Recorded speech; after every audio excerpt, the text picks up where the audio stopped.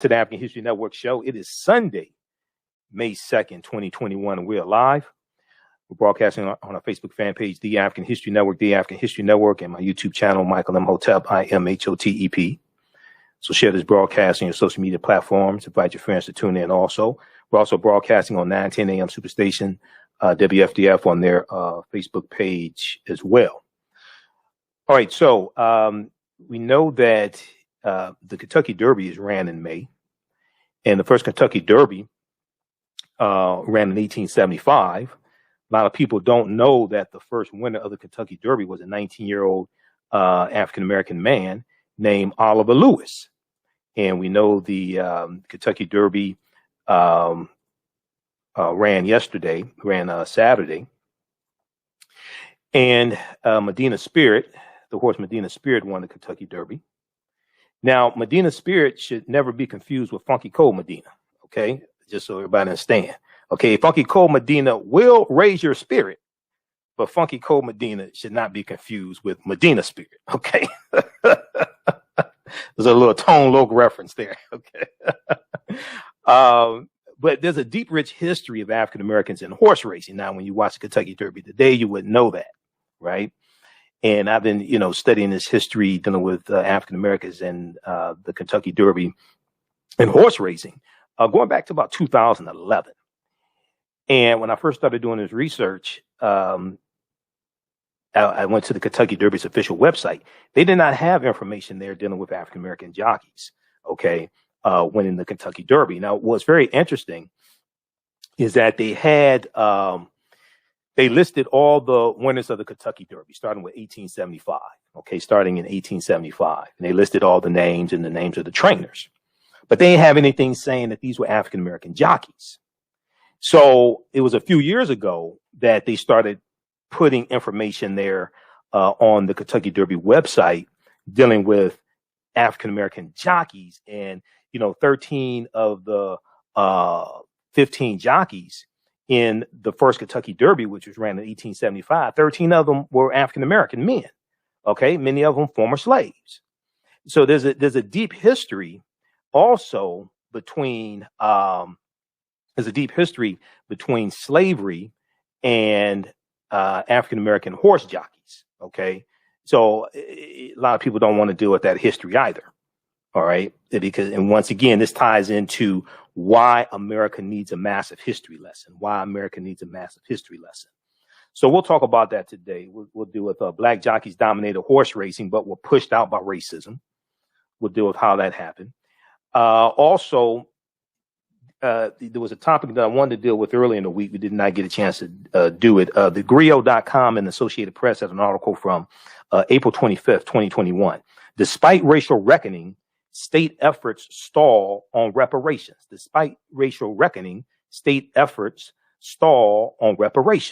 Okay, now we've seen different states, California, Maryland, New Jersey, New York, and Oregon, that have Democrats, where Democrats control state legislatures. And we've seen them introduce various bills hoping to revise proposals to study the possibility of reparations, etc. All right. Now, those state efforts have mostly stalled, raising questions about whether they can win enough support to succeed on a wide scale. Now, go back and listen to the show that I did Friday. Okay, that was Friday, April 30th. Friday, April 30th, and Thursday, April 28th. Now we talked about Joe Biden's address to the joint session of Congress. We dealt with all that. We talked about the rebuttal from Tim Scott, Senator Tim Scott, Republican of South Carolina, and we properly framed the rebuttal as well. That rebuttal was the rebuttal that he delivered on behalf of the GOP. Now, even though he agreed with a lot of it, on certain issues, Tim Scott disagrees with his party.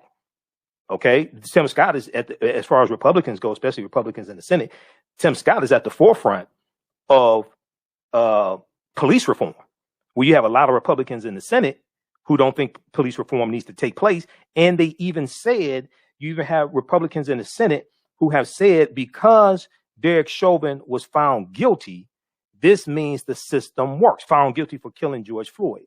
You have some Republicans now saying because Derek Chauvin was found guilty of killing George Floyd, this means the system works and you don't need police reform. Okay. Senator Tim Scott is leading the effort on behalf of Republicans to negotiate with Democrats, especially the Congressional Black Caucus, when it comes to the George Floyd Justice and Policing Act. Now, what he's proposing does not go as far as it should, but what he's proposing goes farther than a lot of Republicans want and are advocating for. So we went through and dealt with what the statements that were said, as well as the statements from Vice President Kamala Harris as well. And you have Democrats, and even when you read the full statements and listen to the full 6 minute, approximately 54 second interview she did with Good Morning America, and she talks about systemic racism and addressing systemic racism, legacy of Jim Crow slavery, Jim Crow segregation, things like this, as well as the comments from Joe Biden. You read and listen to the full rebuttal from Tim Scott, which is about 14 minutes and almost 15 minutes, and I've gone through and analyzed both of them. Republicans don't even want to acknowledge that systemic racism exists. Republicans don't even want to acknowledge that systemic racism exists. Then when you try to address systemic racism, Republicans are calling that racism. When you try to put policies in place to address systemic racism, Republicans are calling the remedy racism and ignoring the 100 plus years of Jim Crow segregation and redlining and racism. So when we look at what's playing out in states like California, Maryland, New Jersey, New York, and Oregon, and despite a racial reckoning that took place in summer of 2020 behind the killing of George Floyd and Breonna Taylor and Ahmaud Arbery and all this stuff, now when it comes time to actually deal with policies, you have Republicans who are in denial. Senator Lindsey Graham just did an interview last week before Tim Scott did the rebuttal on behalf of Republicans. Senator Lindsey Graham, the senior senator from South Carolina,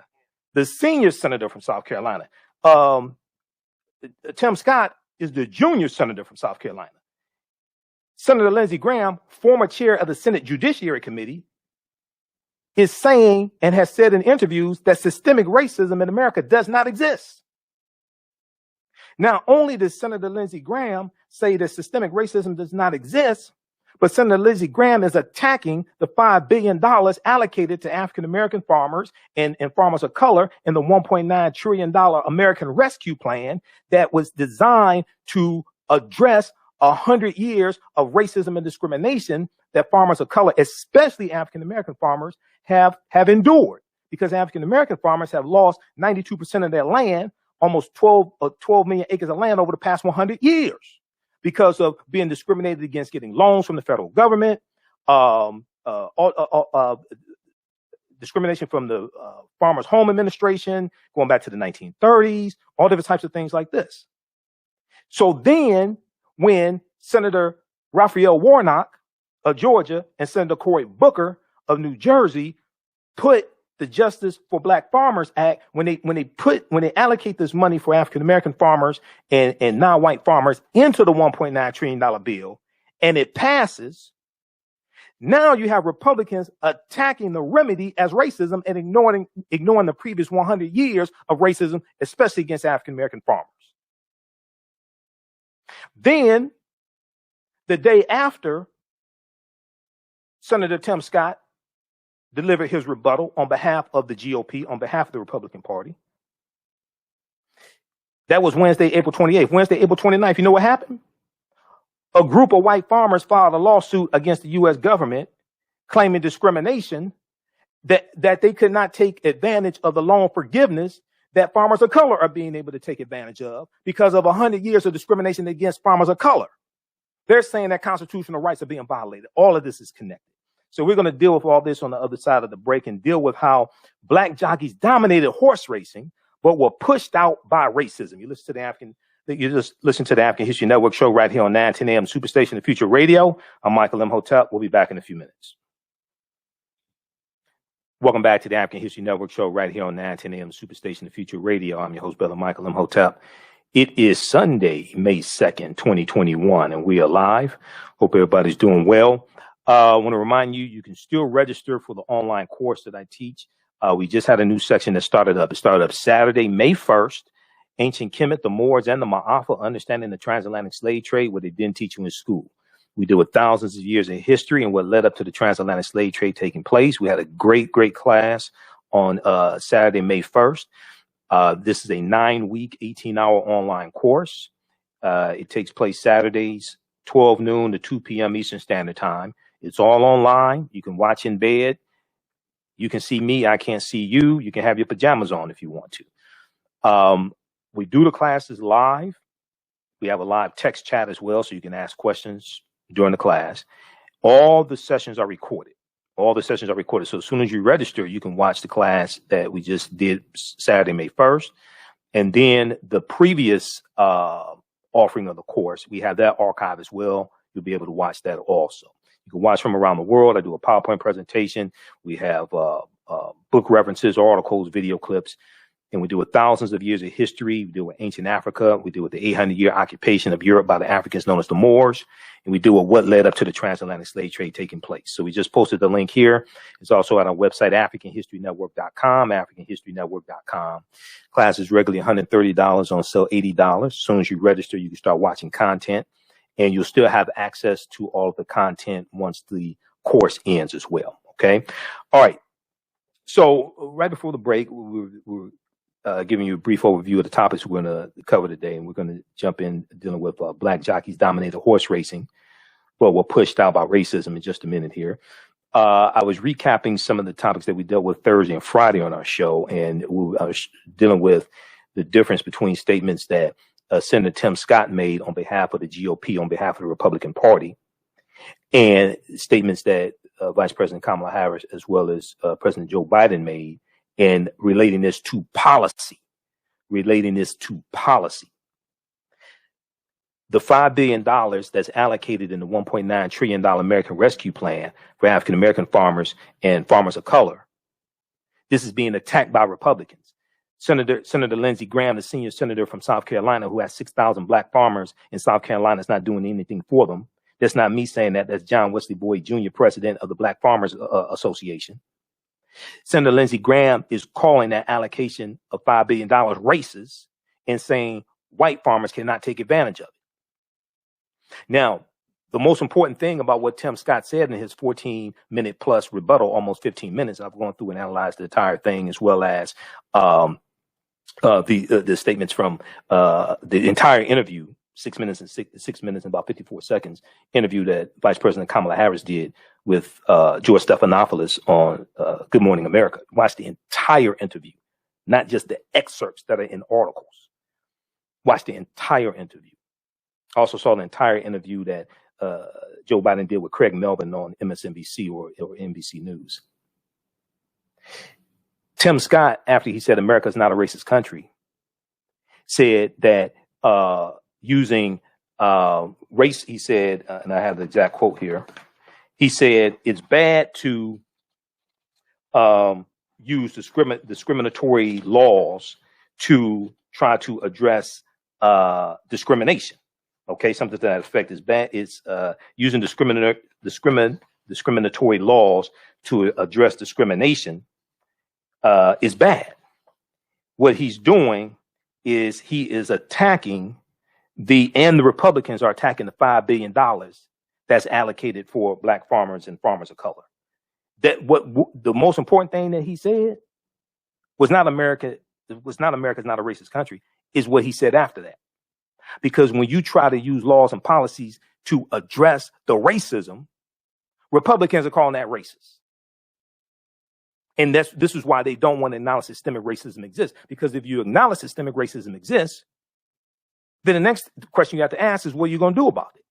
Senator Lindsey Graham, the senior senator from South Carolina, says systemic racism does not exist. Governor Ron DeSantis, we talked about this on Roland Martin Unfiltered on Friday. Governor Ron DeSantis, there was a town hall meeting on Fox News last week, either Wednesday or Thursday, Governor Ron DeSantis was there. They're talking about racism. Is America racist? Governor Ron DeSantis of Florida says systemic racism does not exist. How are you going to deal with systemic racism if you don't even want to acknowledge that it exists? But Governor Ron DeSantis just signed a bill into law that absolves people of any responsibility if they drive into a car and drive into a crowd of Black Lives Matter protesters and hit somebody and kills them. He just signed that bill into law. We'll talk about this on Monday's show. Let's deal with the black jockeys. And this ties into racism, but people don't want to acknowledge racism exists. Racism has nothing to do with not liking people, calling people racial epithets, calling people the N-word. That's bigotry. Racism is a system of advantage and privilege distributed based upon race. Racism is a system of advantage and privilege distributed based upon race. Racism occurs when one race of people control the majority of the wealth, power, resources, benefits, privileges, land, access to education, access to opportunity, media, healthcare, and they use that, etc. And they use that to marginalize, subordinate, and do harm to another race of people. Racism comes out of the ideology of European white supremacy for the purpose of preserving genetic white survival. No wonder they don't want to admit it exists. So when we look at the history of African-American jockeys, this takes us back into slavery, and that's something that a lot of Republicans don't want to talk about. Black jockeys won 15 of the first 28 of America's most important horse races at Churchill Downs. In fact, every rider on the track at the inaugural Kentucky Derby in 1875 was African American, except for one. Okay, some sources say 13 out of 15, some sources say 14 out of 15. Okay, the race was won by Oliver Lewis. Now, some accounts say Oliver Lewis was a former slave. He was 19 years old. His trainer's name was Ansel Williamson. Ansel Williamson was a former slave. Now, there was a time when riding a racehorse was almost exclusively a black occupation. And I've done an entire presentation, entire lecture dealing with this. So I'm going to show you some of the slides from my presentation as well, if you don't mind. So there was a time when riding a racehorse was almost exclusively a black occupation. That's something else we got pushed out of. It began with plantation owners using lightweight African-American slave boys to race their horses against rival owners. Some slaves were tied to horses to keep them from falling off, resulting in injury and sometimes death. Now, there are numerous sources you can check out dealing with this, and we're going to go to clip one in just a second, Jalen. There are numerous sources that you can check out dealing with this history. I've looked at a number of them. I've also been on the Kentucky Derby's website and done research there on the Kentucky Derby's website. One article is from SmithsonianMag.com, official website of the Smithsonian Institute. They have a really good article, The Kentucky Derby's Forgotten Jockeys. The Kentucky Derby's Forgotten Jockeys. And if you see Lindsey Graham, or if you see Ted Cruz, or if you see Ron DeSantis, I always find it interesting. See, we have to get the language right, and we have to deal with definitions. So first question I would ask them when they say racism doesn't exist or systemic racism doesn't exist, I would ask them, please define for me racism or systemic racism. So if we look at this article here, the Kentucky Derby's Forgotten Jockeys, African-American jockeys. African-American jockeys once dominated the track, but by 1921, they had disappeared from the Kentucky Derby. How did that happen? How did the horses just all of a sudden get afraid of black men that they didn't want to race for them? No, that's not what happened. It was systemic racism that pushed black jockeys out of horse racing. This is Jimmy Wink Winkfield, who won the Kentucky Derby twice in 1901 and 1902. He was the last African-American winner of the Kentucky Derby. Jimmy Wink Winkfield. Let's go back to I want to go back to my slides here. But that's an article you can check out. Also, if you want to order the lecture I've done dealing with this, we have it at our website, AfricanHistoryNetwork.com. When Black Men Dominated Horse Racing. That's at AfricanHistoryNetwork.com. Okay, so here we have pictures of some of the African-American winners of the Kentucky Derby. Oliver Lewis won in 1875. Then we have Isaac Murphy, William Walker, and also Willie Sims, all African-American men. Now, horse racing was entertaining for white owners and for slaves alike, and one of the few ways for slaves to achieve status. What's important for people to understand, you've heard me talk about the history of slavery before, and I deal with how there were at least 262 skills, trades, and crafts that African people had in this country from 1619 to 1865, at least 262 skills, trades, and crafts. If you had a talent that allowed white people to make money off of you, if you could box, if you could wrestle, if you were a jockey, if you could ride horses or something like this, you got an elevated status. Oftentimes you could travel and you can make money yourself. When you watch Roots and you deal with Chicken George helped to raise roosters, okay, and he was involved in cockfighting. He traveled around with his master, played by Chuck Connors, and his master was his father also. It's a whole nother story because Chuck Connors, the slave master, raped Kizzy, okay, Chicken George's mother. So if you had skills like that, right, you could have an elevated status and have more freedoms and travel and sometimes make money. Chicken George made enough money betting on the cockfights, things like this. He was able to buy his freedom. So this is why we really, really need to study the history of slavery in this country and the chronology of this history to really understand what happened and where we are today. So black jockeys won 15 of the first 28 of America's most important horse races at Churchill Downs. Okay, that's where the Kentucky Derbies ran. In fact, every rider on the track at the inaugural Kentucky Derby in 1875 was black except one. That race was won by a former slave named Oliver Lewis. Now, you hear here on 910 AM Superstation WFDF, they're airing what's known as the Triple Crown. The Triple Crown consists of 3 races. Okay, the Triple Crown is not. The Triple Crown is more than the Kentucky Derby. The Triple Crown consists of the Kentucky Derby, the Preakness, and the Belmont Stakes. Okay, these are the 3 most coveted races in horse racing. All right, so the Triple Crown consists of 3 races. The Kentucky Derby is the first one, and we were winning all these races.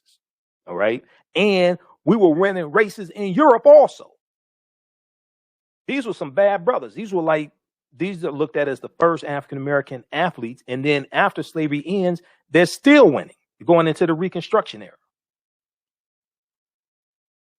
Now, these colorful characters included Kentucky Derby winners like Willie Sims, who introduced the short stirrup into the profession, Isaac Murphy, the Derby's first 3-time winner, and Jimmy Winkfield, who I just showed you a picture of on the horse, who finished all 4 Kentucky Derbies he rode in the money, winning twice. He won in 1901 and 1902.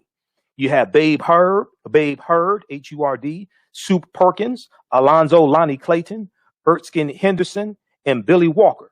These were all African-American men, all Kentucky Derby winners. Are they teaching your children about this in school? I'm just curious. Are they teaching your children about this in school? So the question you have to ask is, well, what had happened? You say, wait a second. Because you think of horse racing, you think of that as a white sport, a white wealthy sport. You don't think of that as a poor man's sport, okay? Horse racing, okay? So you have to ask the question, well, what happened? All right, I want to go to clip 1 here. This is from the Kentucky Derby. This is from the Kentucky Derby's website. And this clip, this did not exist back in 2011 when I started doing research on this, right? But this deals with African American jockeys and the Kentucky Derby. Let's go to this clip, Jalen.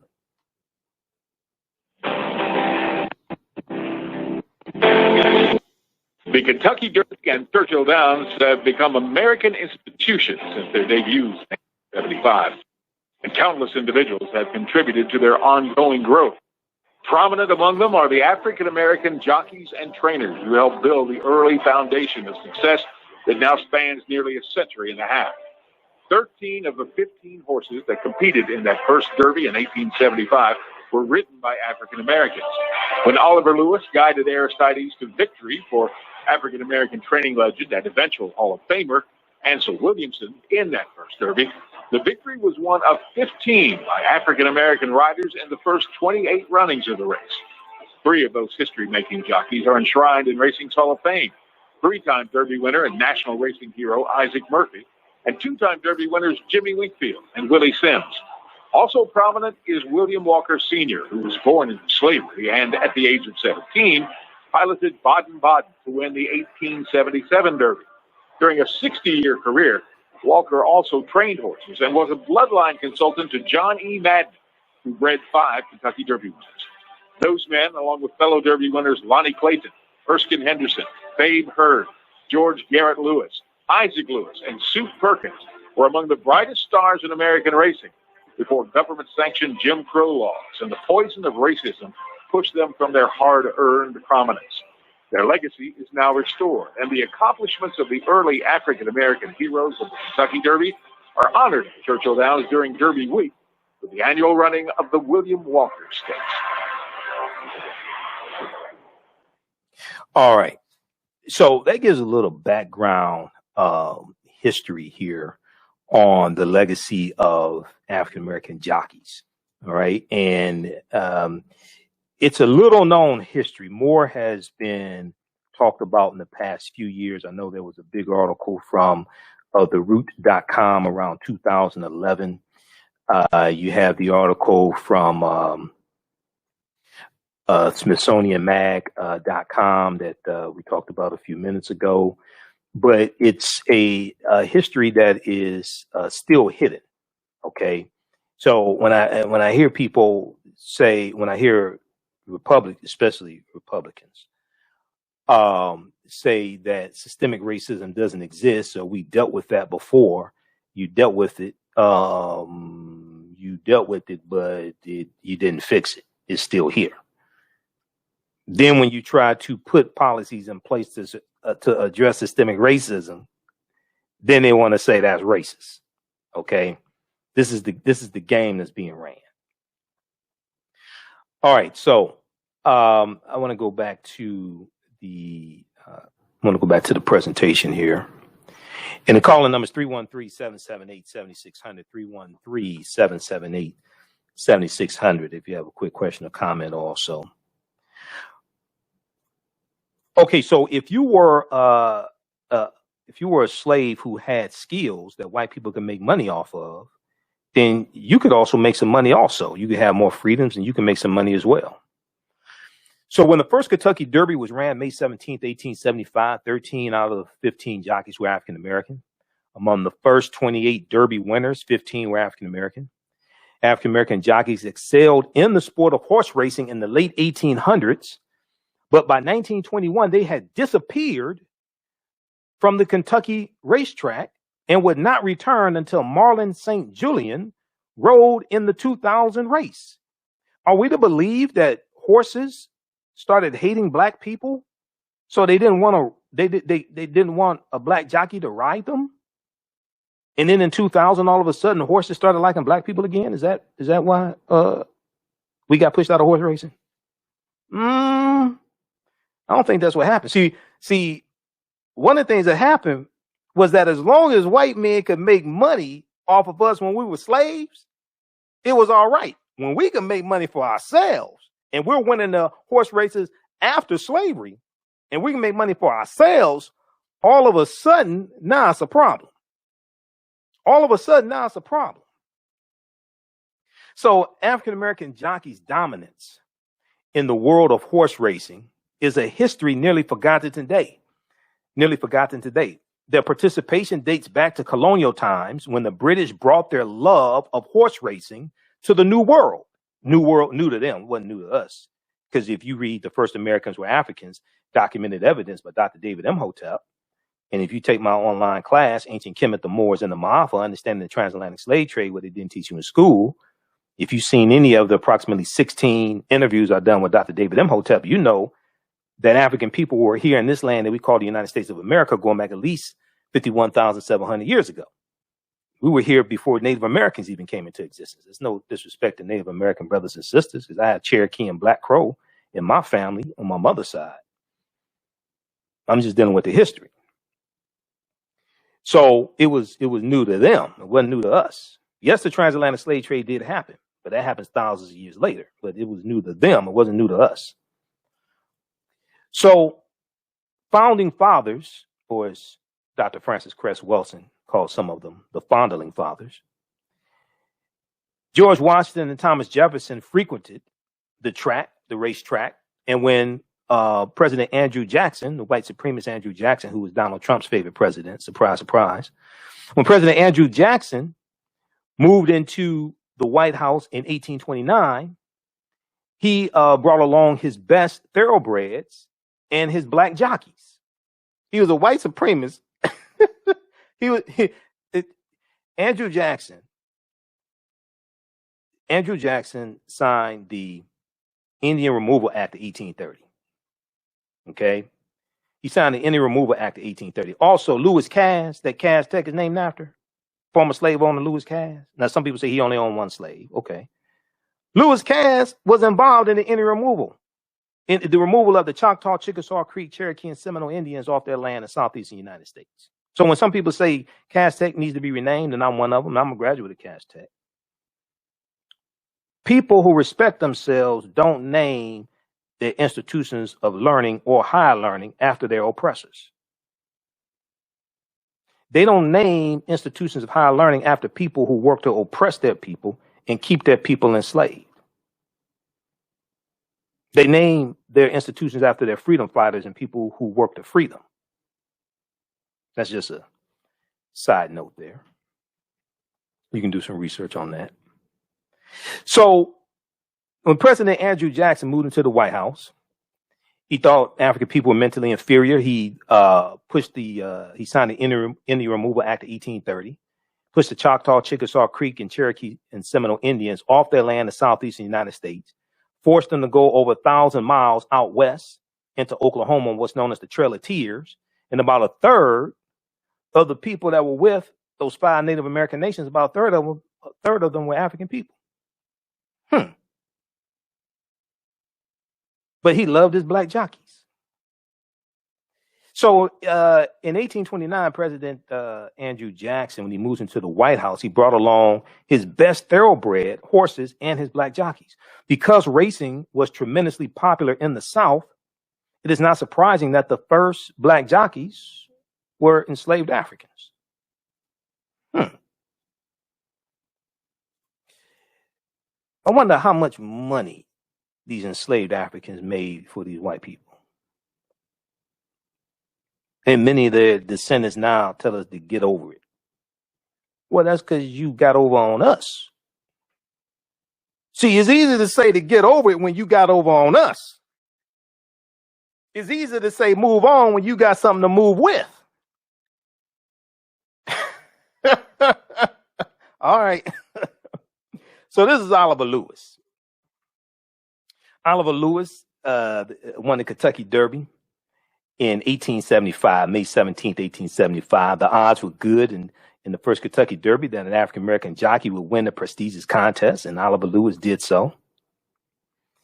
Oliver Lewis was the very first Kentucky Derby winner. His horse named Aristides was the trainer of his horse. Aristides was a former slave named Ansel Williamson. In addition to this famous first, Oliver Lewis became an analyzer of racing data. He became an analyzer of racing data. His work became very influential in the forming of modern race charts. So not only when you study the history of this, not only were these brothers winning the horse races, but they're going to change horse racing. They're going to change the style, because we bring style and flair and swagger to whatever we do. They're going to change horse racing.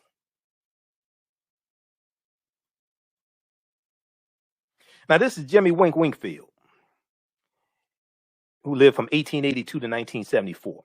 Jimmy Wink Winkfield. Okay, he wins the Kentucky Derby twice. In 1901, at age 19, in 1901, at age 19, Jimmy Wink Winkfield captured his first Kentucky Derby title astride a horse named Eminence. He went on to win 161 races that year. 161 races in 1901, including key victories in the Latania Derby on Hernando, and Tennessee Derby, where the horse Hernando, and the Tennessee Derby, where he rode Royal Victor. Okay, there's a article about Jimmy Wink Winkfield at blackpass.org. These brothers were not only winning horse races, but they changed horse racing. They revolutionized horse racing. Here's Jimmy Wink Winkfield in 1902 winning the Kentucky Derby. While these were spectacular accomplishments, he returned to the Kentucky Derby in 1902. So he won in 1901 and 1902. And won the most important race of his career in 1902. 1902 was the last time an African-American jockey won the Kentucky Derby. So much for systemic racism doesn't exist. Now, this is William Walker. William Walker won the Kentucky Derby when he was 17. Now, William Walker won the Kentucky Derby in 1877 aboard the horse named Baden Baden. Walker's most famous race at Churchill Downs came in 1878 when he piloted Teen Browick to win over the horse Molly McCarthy in a famous match race. William Walker was considered an expert in thoroughbred breeding and bloodlines. Eventually, he became an advisor to John E. Maiden, breeder of 5 Kentucky Derby winners.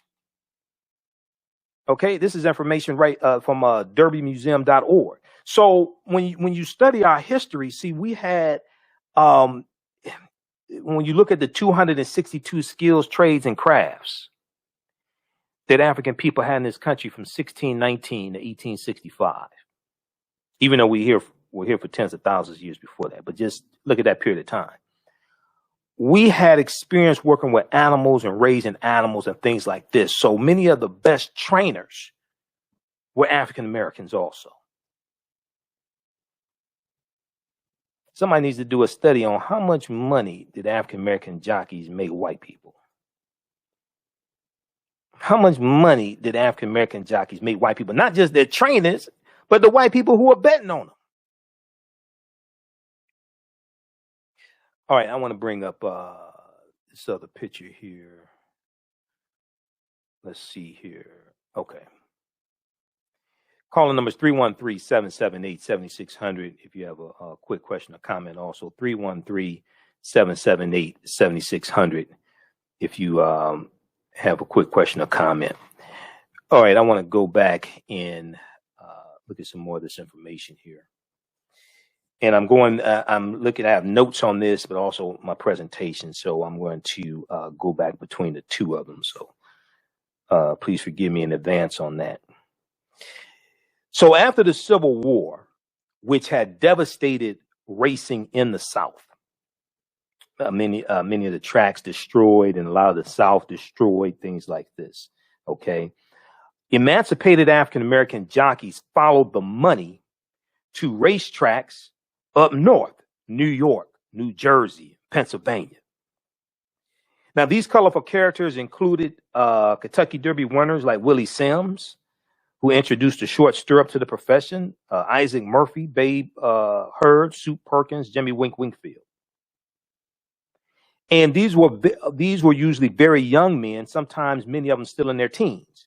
Isaac Murphy turned pro at age 14. Isaac Murphy turned pro at age 14. Alonzo Lonnie Clayton won the Kentucky Derby at age 15. Jimmy Wink Wingfield won his first Kentucky Derby at age 19. 2 years later, William Walker, who I just showed you a picture of, and we have a picture of William Walker up right now. William Walker won the Kentucky Derby at age 17. This is Willie Sims over to the right. He's on his horse. Looks like he's on his horse, has his hand up in the air. That's Willie Sims. There's Isaac Murphy. Okay. All the way to the left is Oliver Lewis, who won the first Kentucky Derby. Then we have Isaac Murphy. These were some bad brothers. Now, Isaac Murphy became the first jockey to win three Kentucky Derbies in 1884, 1890, and 1891. This is a few years after, 15, 20 odd years after slavery ends, in 1865. Okay. He wins three Kentucky Derbies, Isaac Murphy, 1884, 1890, and 1891. And he won an amazing 44% of all of the races that he rode in. He rode an amazing 44% of all of the races that he rode in, a record still unmatched today. I want to go to clip 2. We're going to go to clip 2 for a few minutes before the break, Jalen. Also, if you like this type of information here, you can support the African History Network, $ the AHN Show through Cash App, $ the AHN Show through Cash App, and through PayPal, paypal.me/the AHN Show, paypal.me/the AHN Show, or at our website, AfricanHistoryNetwork.com. You're not going to get a lot of this type of information many other places. When you do it through Cash App, be sure to type in $ the AHN Show, and it'll say Michael and show my picture there. Let's go to clip 2, Jalen. This gives some more background history on African American jockeys and horse racing.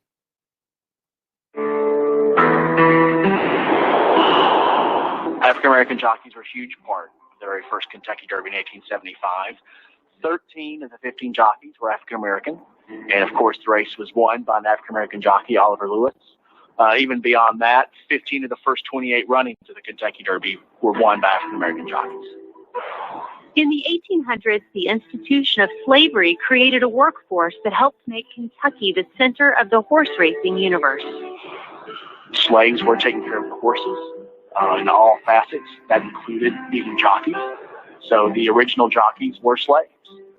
You'll hear names like Simon, a very prominent slave jockey who rode a horse named Haney's Maria, who beat General Andrew Jackson's horses on several occasions. And it continued as we get past the Civil War in 1865. Without the black jockeys, there would have been very little racing in Kentucky. And Kentucky became the mecca of African-American jockeys. Willie Sims was from Georgia. Alonzo Clayton was from Kansas. But they all came into Kentucky to gain their reputation. Well, when we look at some of the jockeys that dominated the very earliest Kentucky Derbies, Jimmy Wingfield, who won 2 Kentucky Derbies. Isaac Murphy is probably the name that you're going to hear most associated with dominant jockeys in the early Kentucky Derby. Not only was he was one of the greatest jockeys really of all time and is still recognized as such. The first jockey to win 3 Kentucky Derbies and was the very first jockey to be admitted to Racing's Hall of Fame in 1955. Isaac Murphy gained a reputation as a gentleman. He was also known for his great love for his wife, Lucy. A lot of jocks back then, nobody thought anything about throwing a race. He never threw a race. He was known for his honesty. That if you put him up on a horse, that he would do the best he could to win. All right, pause right there, Jalen, and back it up about a minute or so. We're going to pick this up on the other side of the break.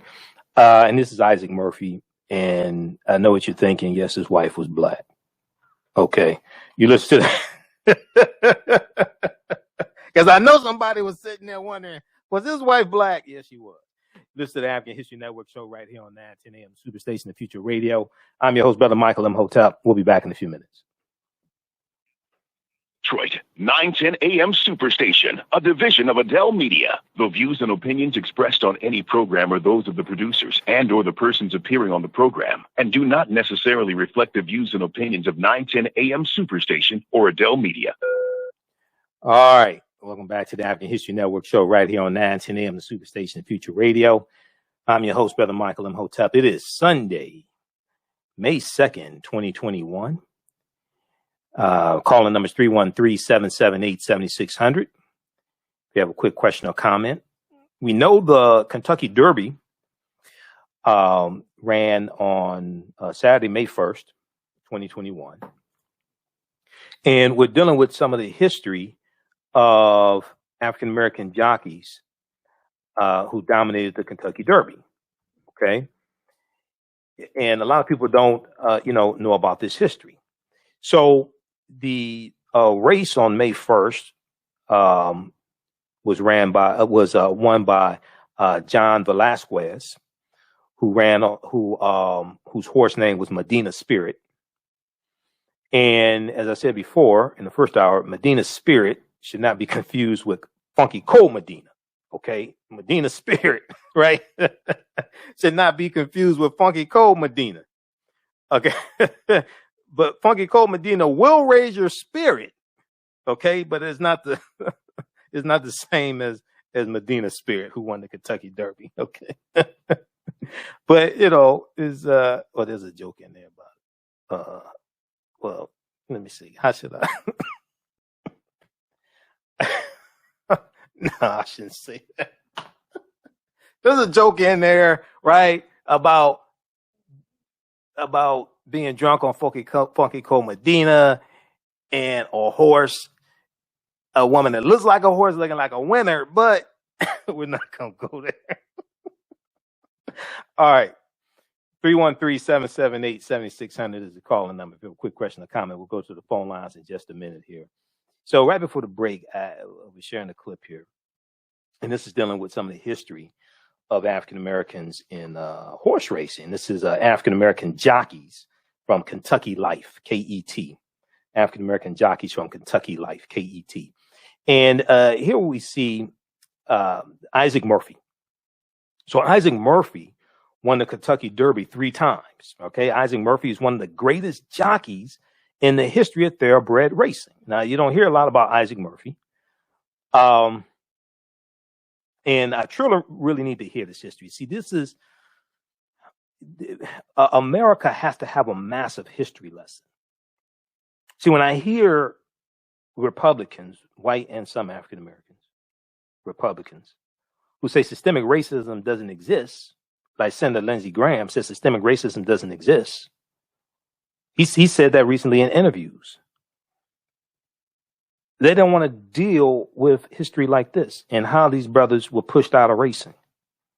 They don't want to deal with the history of slavery and racism and Jim Crow segregation. Some of them think that talking about the history of racism is racism. Some of them think talking about the history of racism is racism. No, it's not. We're dealing with what happened. Now, when Jews talk about the Holocaust, they don't say talking about the Holocaust is promoting the Holocaust.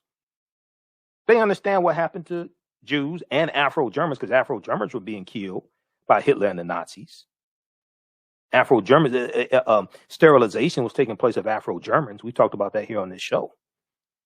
But nobody says that if you talk about the history of the Holocaust, then that's somehow promoting the Holocaust and promoting what happened to the Jews. No. You teach the history to keep a catastrophe like that from happening again. But when the Holocaust did not take place here in the U.S., it's easier to talk about it. Because you can say that happened over there. That happened in Poland. That happened in Germany. That happened in France. That happened, you could say it happened there. The Auschwitz, okay? The concentration camps. They were in Europe. They weren't here. But when the Holocaust takes place here, then the descendants of those who engineered the Holocaust, many of them don't want to talk about it. When the Holocaust takes place here, many of the descendants of those who engineered the Holocaust and benefited from it financially. Many of them don't want to talk about it. They want to say we already dealt with that. Systemic racism doesn't exist.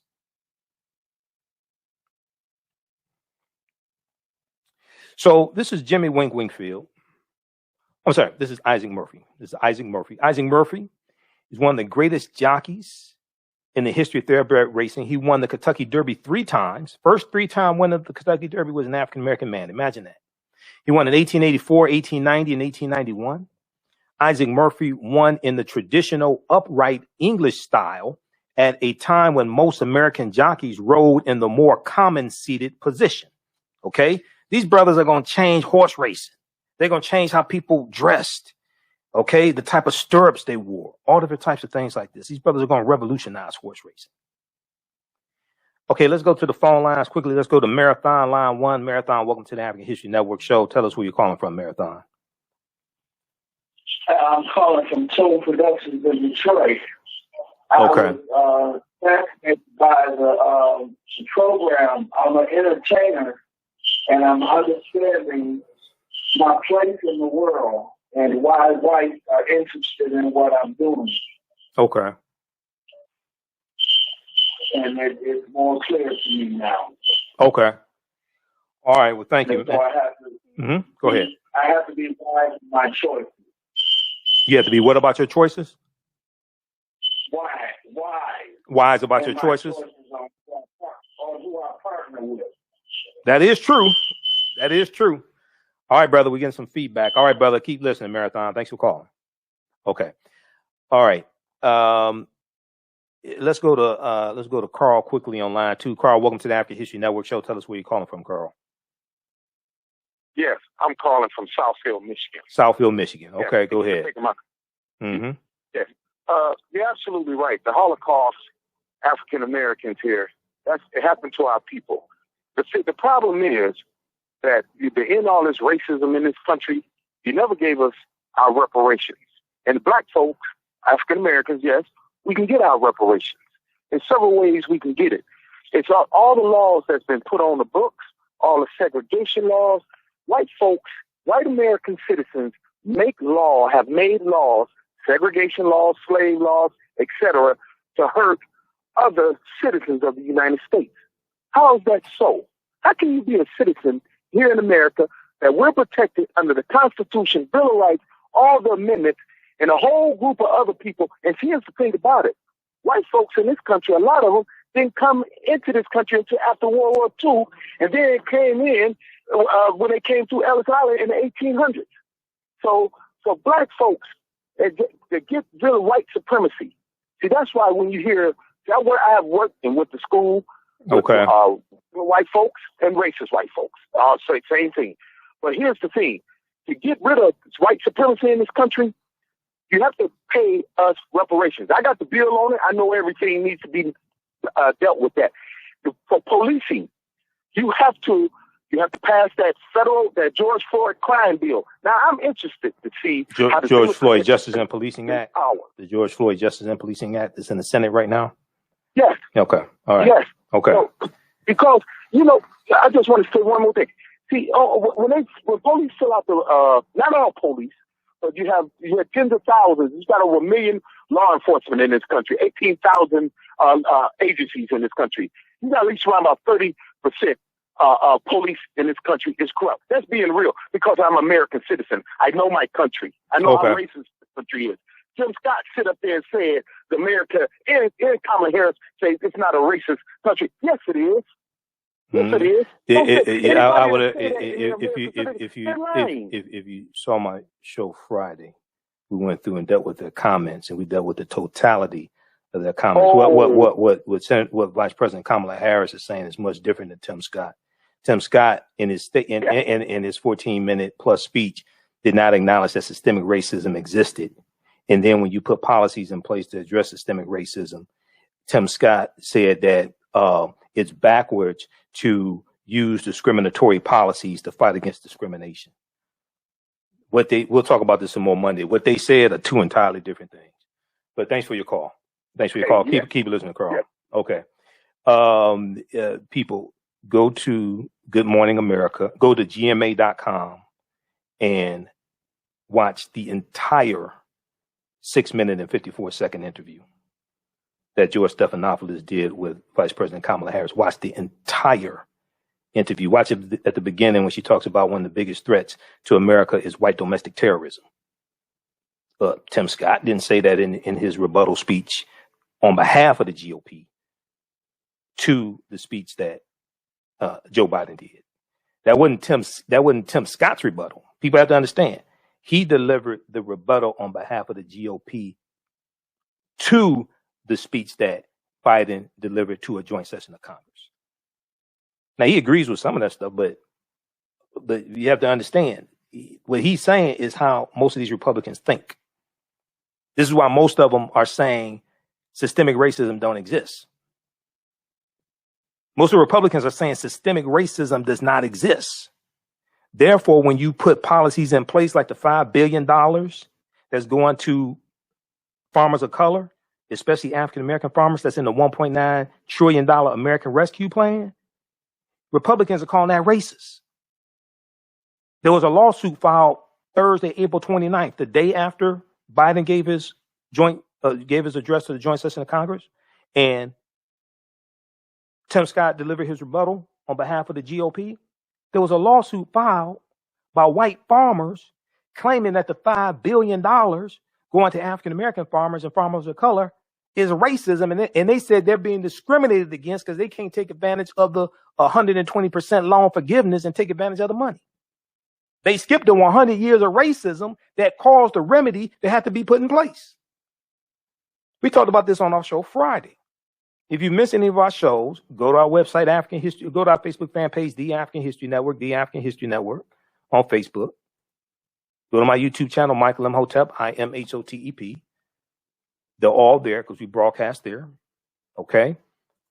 So we have to understand this. This is why you have to understand policy and politics. Politics is the legal distribution of scarce wealth, power, and resources, and the writing of laws, statutes, ordinances, amendments, and treaties, their adoption, interpretation, and enforcement. There was an article from the Columbus Dispatch. I'll try to find that article. We're going to go back to the clip here in just a second. So we have Isaac Murphy here. And then Isaac Murphy won an amazing 44% of all of his races, which is a record still unmatched. We have Alonzo Lonnie Clayton. Alonzo Lonnie Clayton was 15 years old when he won the Kentucky Derby in 1892. And when he became the youngest rider to win the Kentucky Derby in 1892 at age 15. He was born on March 27th, 1876 in Kansas City, Missouri, to Robert and Evelyn Clayton. On May 11th, 1892, Alonzo Lonnie Clayton won the Kentucky Derby, where he recorded a time of 2 minutes 41 seconds, riding the horse named Azra, A-Z-R-A. He also set a record as the youngest rider to win the prestigious race. Let's go back to this clip here, Jalen. This deals more with African-American jockeys and horse racing from Kentucky Life, KET. Let's go to this clip. Was from Georgia. Alonzo Clayton was from Kansas. But they all came into Kentucky to gain their reputation. Well, when we look at some of the jockeys that dominated the very earliest Kentucky Derbies, Jimmy Wingfield, who won 2 Kentucky Derbies, Isaac Murphy is probably the name that you're going to hear most associated with dominant jockeys in the early Kentucky Derby. Not only he was one of the greatest jockeys really of all time and is still recognized as such, the first jockey to win 3 Kentucky Derbies and was the very first jockey to be admitted to Racing's Hall of Fame in 1955. Isaac Murphy gained a reputation as a gentleman. He was also known for his great love for his wife, Lucy. A lot of jocks back then, nobody thought anything about throwing a race. He never threw a race. He was known for his honesty. That if you put him up on a horse, that he would do the best he could to win. While few relics remain from this era of racing in the African-American jockey, the Kentucky Derby Museum in Louisville has one that actually reminds us where the term for the winnings of a horse race originated. Well, the museum is very fortunate to have some artifacts directly related to great jockey Isaac Murphy. One is a silk purse from the 1891 Kentucky Derby. The significance of that purse is that it would have contained the winnings for that race.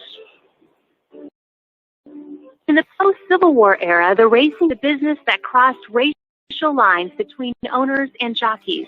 For them, there was only one color. If you get a jock who rides a horse and wins, you tend to want to stay with him. It's like they said on a racetrack, the only color that counts is green. I'm certain race was an issue when people came to betting. I'm not naive about it, but the thing about it is on a racetrack that you got to remember, if the best jock out there is a black jock and you want to bet on a white jock because you don't like black jockeys, you're literally going to be paying for your own prejudice because the black jockeys were enormously talented, just as gifted as their white counterparts. Churchill Downs has the names of the horses who won the Derby, ridden by African Americans like Alonzo Clayton, Willie Sims, Billy Walker, and Soup Perkins. Everybody talks about his name, Soup. James Soup Perkins. James Perkins was his real name.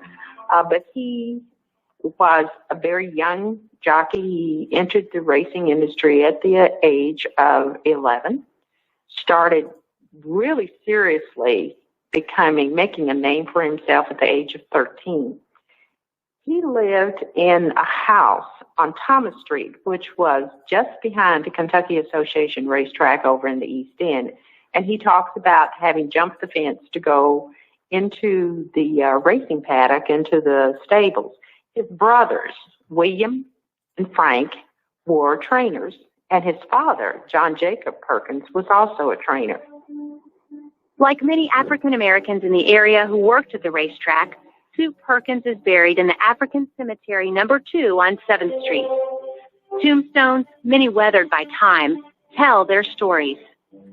Some tell of their occupation, like this bugler.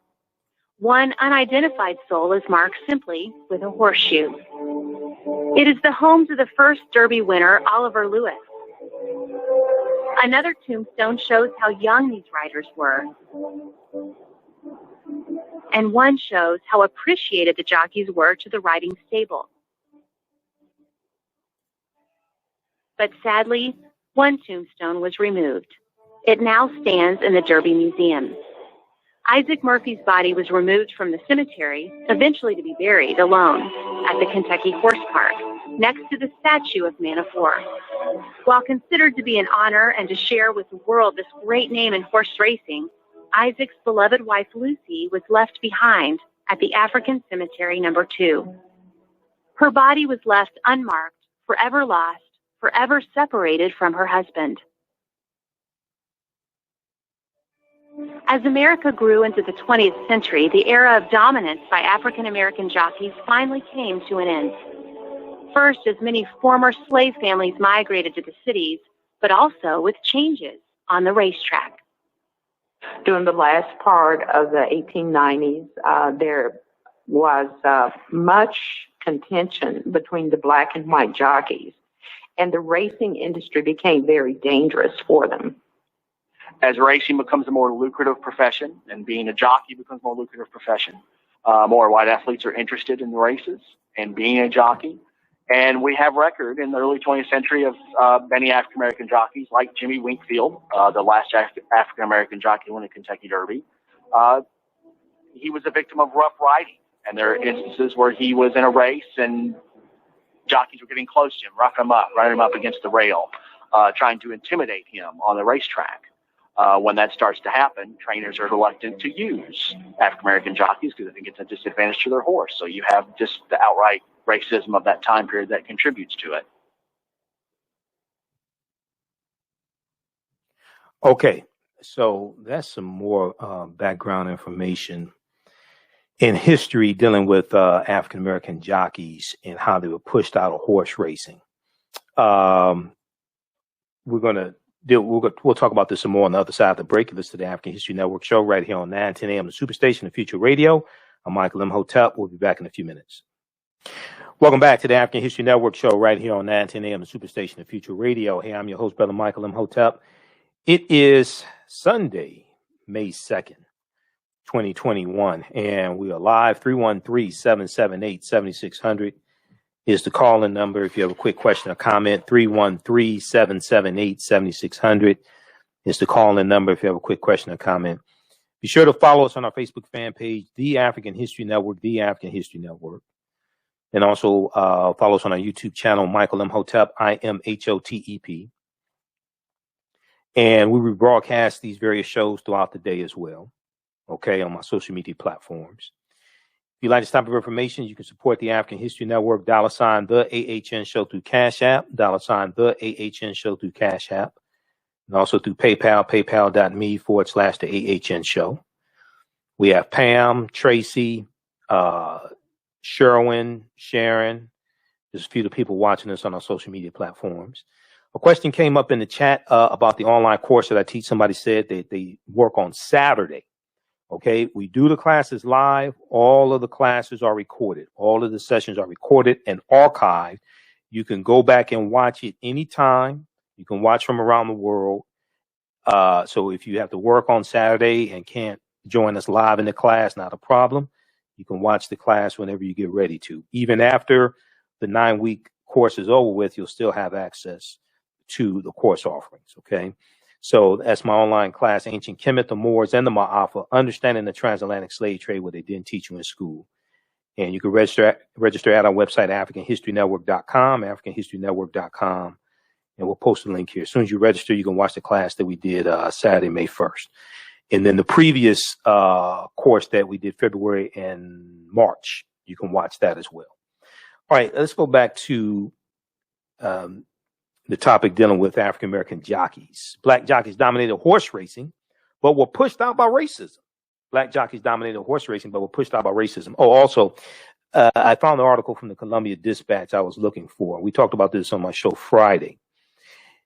This deals with white farmers who are suing the U.S. Department of Agriculture, suing the federal government, okay? White farmers sue seeking loan forgiveness. Now, this is backlash from the $5 billion being allocated in the $1.9 trillion American Rescue Plan. This is backlash. This is what Senator Lindsey Graham has been talking about. Senator Lindsey Graham has been attacking the $5 billion, saying it's racist, okay, and saying that if you're a white farmer, you don't get anything. You don't get the loan forgiveness. Senator Lindsey Graham is ignoring previous 100 years of history that caused African-American farmers largely to lose 92% of their land, 12 million acres. We go from about 1 million African-American farmers in 1920 to about 45,000 today. Senator Lindsey Graham and other Republicans, including Tim Scott, are ignoring what Tom Vilsack, the new Secretary of Agriculture, said in an interview with the Washington Post on May 25th, 2021. We talked about it here on this show. Okay. Agriculture Secretary Tom Vilsack says only 0.1% of Trump administration's COVID farm relief went to black farmers. Only 0.1%. Where's Senator Lindsey Graham? Where are all these Republicans calling the $5 billion in the $1.9 trillion American Rescue Plan racist? Where were they when $26 billion was handed out from the Trump administration and African American farmers got 20.8 million? They got 1/10 of 1%. Where are all these people saying systemic racism doesn't exist? Of those who identified their race or ethnicity, black farmers received only 20.8 million of nearly $26 billion in 2 rounds of payments under the coronavirus food assistance program announced by the Trump administration in April of 2020. Where are these people saying systemic racism doesn't exist? 26 billion African-American farmers got 1/10 of 1%. This is one of the reasons why John Wesley Boyd Jr., president of the Black Farmers Association, this is why he's saying spineless Lindsey Graham owes the black farmers an apology. Okay, and he's correct. We talked about this here on the show Friday. Go watch Friday's show where we got deep into it. Friday, April 30th. Black farmer Lindsey Graham must apologize for racist comment about subsidies kept from farmers of color for years. John Wesley Boyd Jr. is calling out punk-ass Lindsey Graham. Lindsey Graham is doing interviews saying systemic racism does not exist, but he wants to ignore the past 100 years of racism coming from the federal government that caused black farmers to lose 92% of their land. From 1930 to 1939, black farmers lost over 200,000 farms. This is during the Great Depression. When white farmers were able to get loans from the federal government to save their farms and mechanize their farms, we were denied a lot of those subsidies, and we lose our farms. Read the book How White Folks Got So Rich, The Untold Story of American White Supremacy, 3rd edition. How White Folks Got So Rich, The Untold Story of American White Supremacy, 3rd edition, page 72. It deals with the Farmers Home Administration, created in 1930. This is under the Herbert Hoover administration. This is at the beginning of the Great Depression. The stock market crashes October 29, 1929. The Farmers Home Administration, the FHA, created in 1930. At the end of legal slavery in 1865, blacks were concentrated in the agricultural sector of America. They were more likely than whites to own farms, though they held less acreage and had poorer quality tracts of land. Despite this reality, the Farmers Home Administration was set up in 1930 to give loans and subsidies to white farmers to sustain and maintain their operations. To achieve this unstated racist purpose, the Farmers Home Administration allowed local white farmers to operate the program, and they, not the federal government, decided who would get the critical benefits. As a result, black-owned farms, unable to compete with the well-subsidized and well-financed white farms, fell dramatically from about 900,000 in 1930 to 682,000 in 1939. It goes from 900,000 in 1930 to 682,000 in 1939. Many of the white farmers used the government money to modernize their farms by buying tractors and evicting black sharecroppers during the Great Depression. The U.S. Congress amended the law to say that half of the money should go to those tenant farmers, but the white landholders simply stole the farmers' payments, claiming, if they were asked about it, that debts were owed.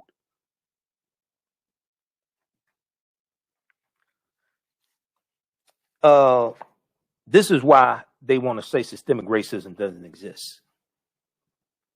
Because they don't want to deal with the history. Because if you acknowledge systemic racism exists, then the next question is asked is, well, what are you doing about it? So they want to do presto changeo, hocus pocus. Systemic racism doesn't exist. We already dealt with it. When? All right, let's go back to the black jockeys who were pushed out of horse racing because of systemic racism. That doesn't exist. Okay, so we talked about Oliver Lewis and Alonzo Lonnie Clayton. Now, let me see. We've got Isaac Murphy. Willie Sims, born 1870, died in 1927. Willie Sims won the Kentucky Derby twice, 1896 and 1898. Willie Sims is also the first jockey to win a race with an American horse at an English race course and is credited with introducing the short stirrup riding style to England. These brothers are going to revolutionize horse racing also. All right. Now, I want to deal with what happened. How did they get pushed out of horse racing? Did the horses just all of a sudden say that we're white supremacist bigots now and we don't want black jockeys riding on our backs? Okay. Did they say they said, black man, get off my back? Did they say, get your knee off my neck? What happened? So the money ultimately led to the demise of African American jockeys.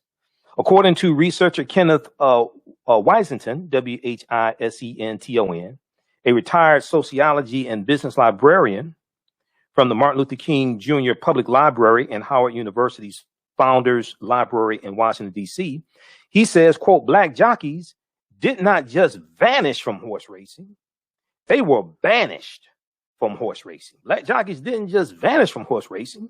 It wasn't presto change, or where'd they go? I don't know what happened. Who knows? Who knows what evil lurks in the hearts of men? The shadow knows. It wasn't like what happened to them. No, it was systemic racism.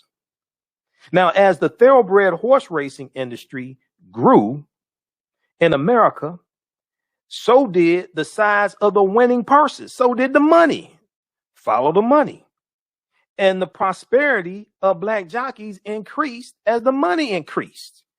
Well, I be damned, why people got jealous? Now, as long as we were making the money when we were slaves, it was all good.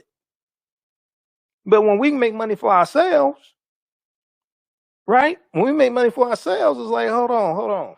No, we get to keep more of the money too. Slavery's over with. No, we get to keep more of the money. Oh, now all of a sudden it's a problem. Less talented and envious white riders conspired to get in on the take. They conspired to get in on the take. This was a concerted effort. Now, New York Times had an article from 1900, the year 1900. Name of this article was Negro Jockeys Shut Out.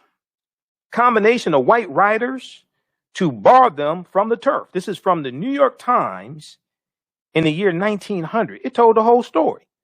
Negro jockeys shut out.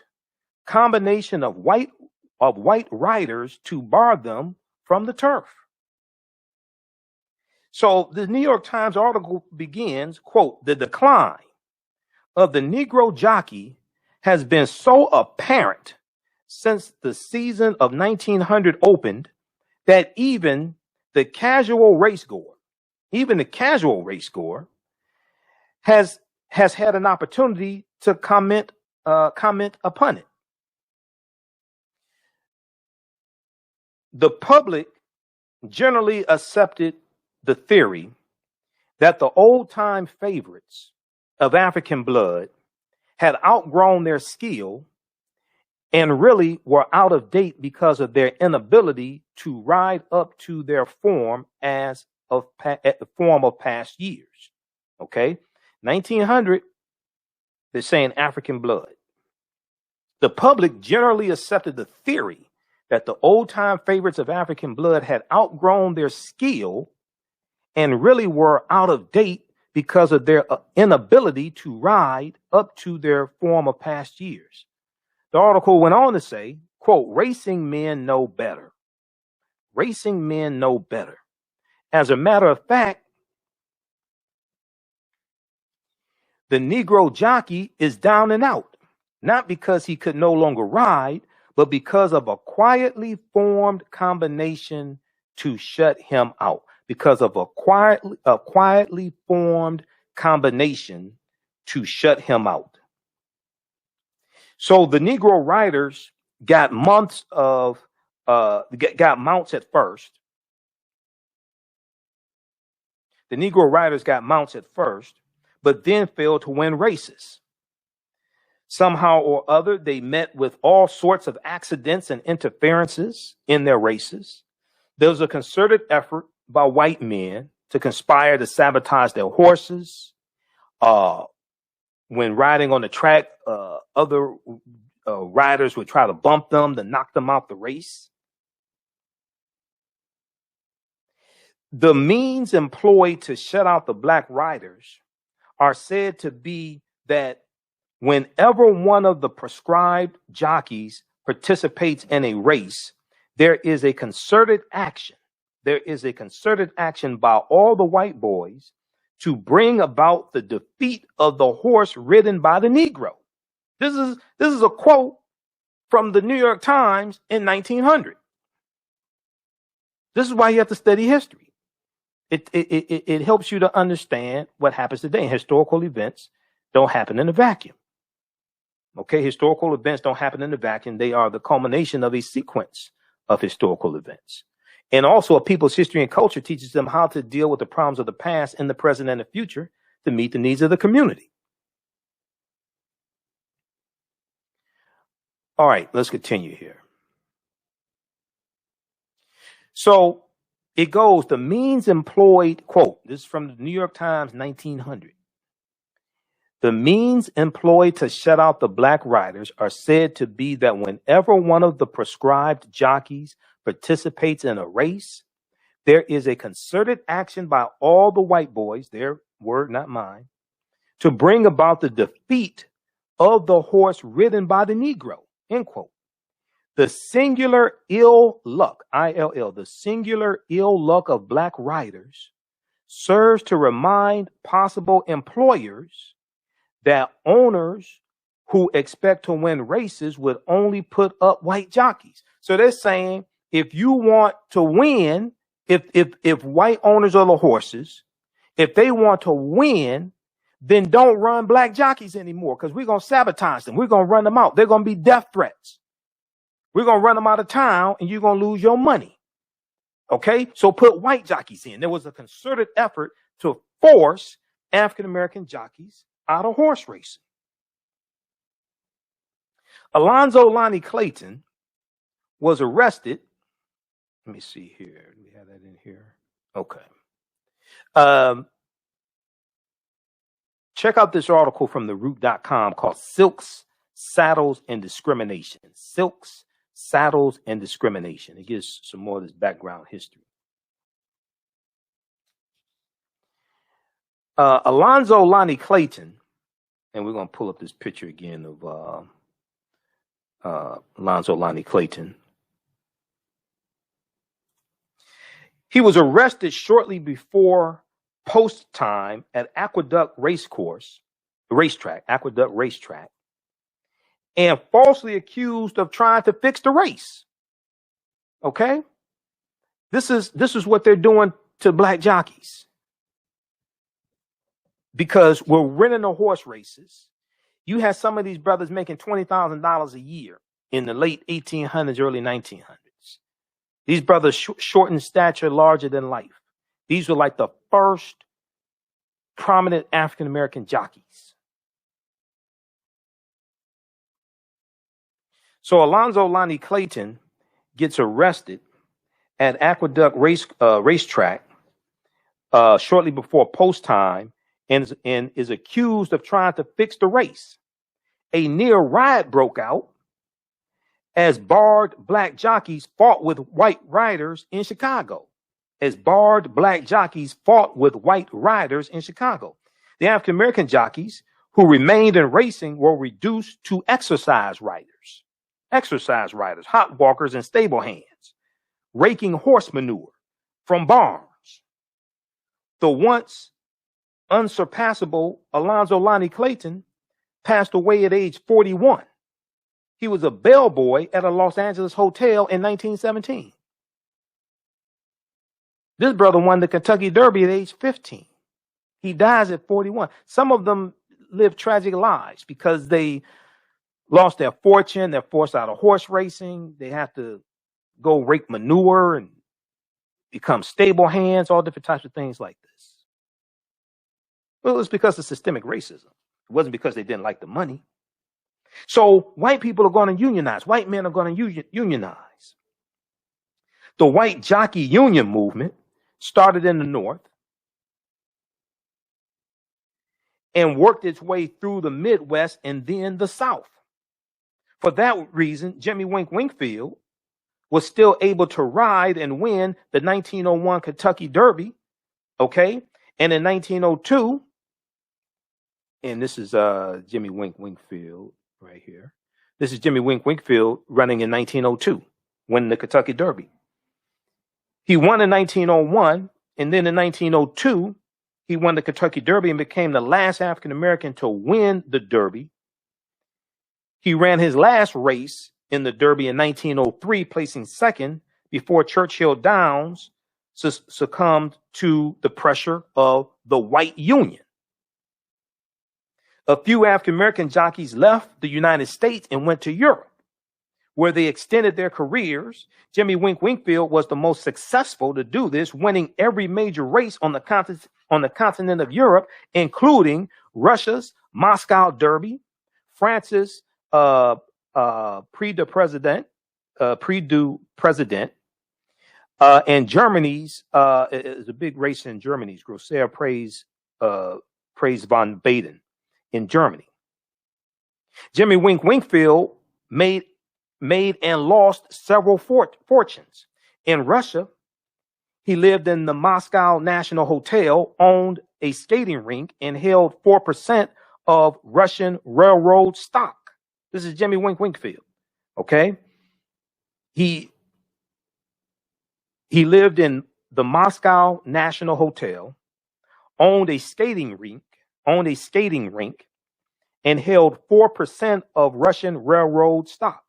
He developed a fondness for caviar at breakfast and chauffeur-driven Duesenberg cars.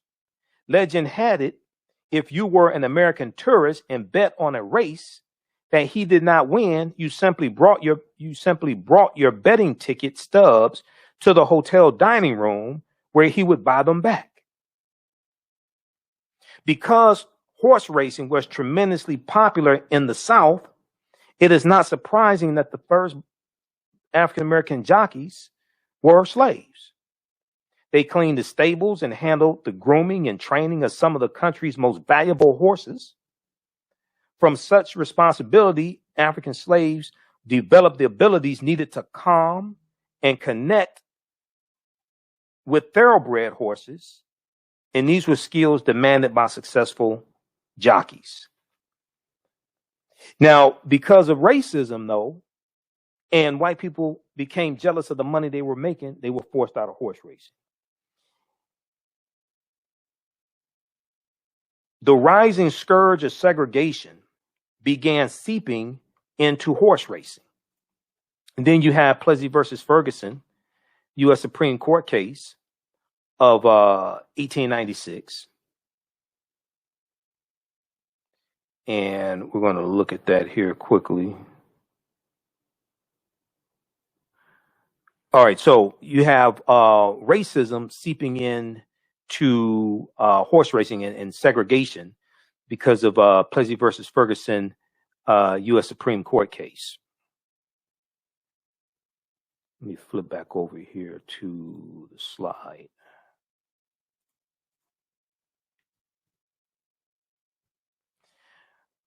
All right. So Plessy versus Ferguson, U.S. Supreme Court case of 1896 legalizes segregation, separate but equal. You have economic recessions of the period that take place. And the economic recessions shrunk the demand for black jockeys as racetracks closed and attendance fell. You had an intensified competition for horse mounts. Violence on the racetracks against African-American jockeys by white jockeys prevailed without recourse. Jimmy Wink Winkfield received death threats from the Ku Klux Klan. You had anti-gambling groups that campaigned against racing, causing more closures, okay, and also more closures of the racetracks. And then also the northern migration of African Americans, so the Great Migration, 1915 to 1970, the northern migration of African Americans from southern farming communities further contributed to the decline of African American jockeys. But largely, you had a unionized effort of white men to force African Americans out of horse racing as well. So these are contributing factors. All right. Okay. Also, if you want to order the lecture that I've done dealing with black jockeys and horse racing, that's at our website, AfricanHistoryNetwork.com, AfricanHistoryNetwork.com.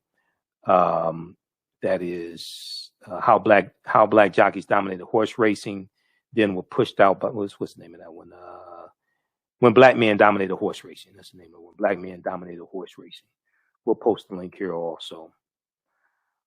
Okay, I want to go to the second topic here. We also have the bundle pack, 6 DVD bundle pack. What's the name of that one? Black Migration 1619 to 2019. Black Migration 1619 to 2019. That's a 6 DVD bundle pack. And the lecture dealing with when black jockeys dominated horse racing, that is one of the 6 DVDs in that bundle. We also have it in digital download format also. So that's at AfricanHistoryNetwork.com. Let's see here. We'll post the bundle here. Okay, yeah, here we go. All right, I want to go quickly to this next topic here because I wanted to deal with this earlier in the week and did not get a chance to discuss it. This deals with efforts at the state legislature level to somehow deal with reparations. Okay. And we hear more talk about reparations. Now, some of the talk is just nonsense. Others is more realistic. Okay. It takes 218 votes to get any bill passed in the House of Representatives. We had Cam Howard from NCOBRA, National Male Co-Chair of NCOBRA, here on the show a couple of weeks ago, 2 or 3 weeks ago, and we dealt with H.R. 40. And we know H.R. 40 passed out of the House Judiciary Committee. Okay.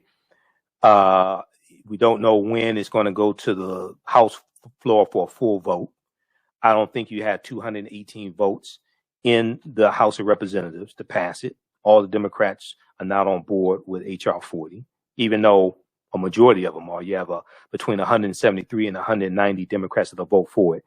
No Republicans are going to vote for it. Not even Burgess Owens of Utah, who's in the House of Representatives. He's black, but he don't think like it. Okay, he's not voting for reparations.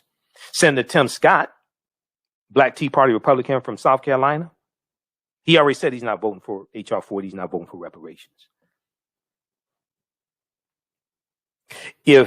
So when it goes to the Senate, it's dead on arrival in the Senate. You're not going to have 60. You need 60 votes in the Senate to pass H.R. 40. I don't even think you have 40. No Republicans are going to vote for it. If the black Republicans not going to vote for it, how many white Republicans you think are going to vote for it? It's not going to happen until maybe 2023, because you're going to need 60 votes. So you're going to have to vote a lot of Republicans out of office and vote people in the office who support H.R. 40. I don't know any Republicans that do. Maybe you know some, but I haven't seen any. I haven't seen any Republicans in the Senate say they support H.R. 40. So this next article here, this next topic, this deals with despite racial reckoning, states stall on reparations. Despite racial reckoning, states stall on reparations. Okay, imagine that. So during the summer of 2020, reckoning over racial injustice and decades-long debates about whether to offer reparations to the descendants of enslaved Africans, okay, in the U.S., that whole debate gained momentum. And we go back to June 19th, 2019, in the House of Representatives. The House Oversight Committee. There was a hearing on reparations. Burgess Owens spoke there. Okay, he said he was against reparations at the hearing. And then the one that just happened in February, he spoke there again, said he was against reparations. So did Larry Elder, African American conservative talk show host. He said he's against reparations as well. But state lawmakers in California, Maryland, New Jersey, New York, and Oregon, where Democrats control the legislatures and introduce or hope to receive proposals to study the possibility of reparations, it turns out the wait for reparations will continue because these efforts are stalling. These efforts are largely stalling in the state legislatures. All right, let's look at this article here. Can we close that? All right.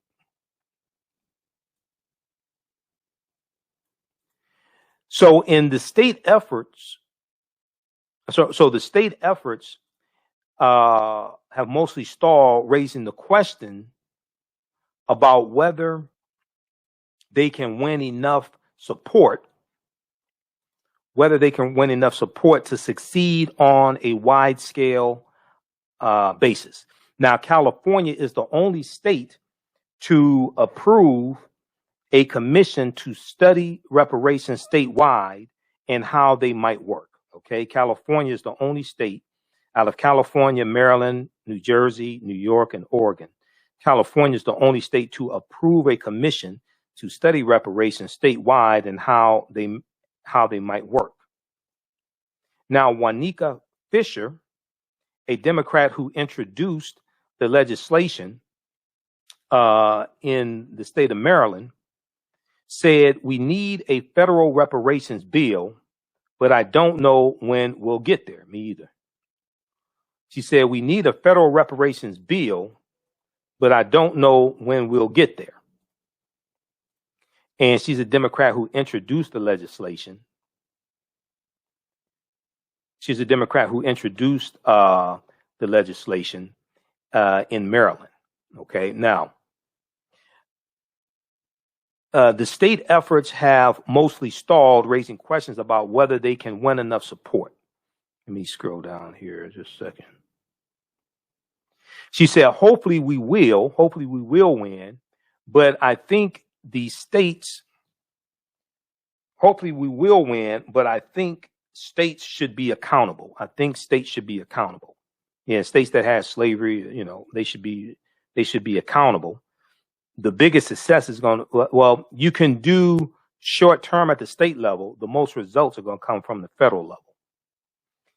Now, that mirrors the outlook in Congress. A committee in the U.S. House of Representatives, which is controlled by Democrats, advanced a decades-old bill that would establish a reparations commission, but its prospects appear dim in the evenly divided Senate, 50 Democrats, 50 Republicans, where it's unlikely to generate enough support to overcome a filibuster, where you need 60 votes. You're going to need 60 votes in the Senate. That doesn't exist right now. A lot of legislation and the things we work on are all band-aids on the issue of institutional racism, class inequality, and the host of other issues that stem from that, said Fisher, who plans to reintroduce her bill next year. But we've never fully tackled what's at the heart. What's the cancer? What's the disease? Okay, you're done with racism and white supremacy. The lack of progress reflects